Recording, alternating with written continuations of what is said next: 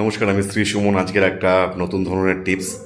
যারা নানান রকম দশার ওপর দিয়ে যাচ্ছেন, গ্রহপীড়ার ওপর দিয়ে যাচ্ছেন, আপনার গ্রহপীড়া আপনাকে ছাড়ছে না, সাংঘাতিক পরিমাণে আপনি বিপর্যস্ত অবস্থার মধ্যে দিয়ে যাচ্ছেন, এই গ্রহ থেকে বাঁচার জন্য আমি আজকে যে টিপসটা বলছি একবার করে দেখতে পারেন। আশা করি অনেকটা ভালো থাকবেন।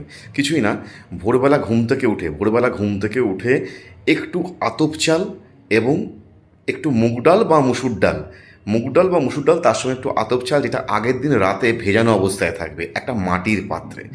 সেই চালটা যদি ভিজে থাকে তো খুব ভালো, ডালটা যদি ভিজে থাকে খুব ভালো। একত্রে একসঙ্গে যে কোনো একটা জায়গায়, মানে খোলা জায়গায়, হয়তো বাড়ির ছাদে রাখতে পারেন, ব্যালকনিতে রাখতে পারেন, আপনি উঠোনে রাখতে পারেন, বারান্দায় রাখতে পারেন, যেখানে কাকপক্ষী সেটু খেতে পারবে। এটা প্রতি শনিবার বেলা 12টার মধ্যে একটা করার চেষ্টা করুন, আবার দুপুর 3টের পর একটা পারলে এই ক্রিয়াটা করার চেষ্টা করুন।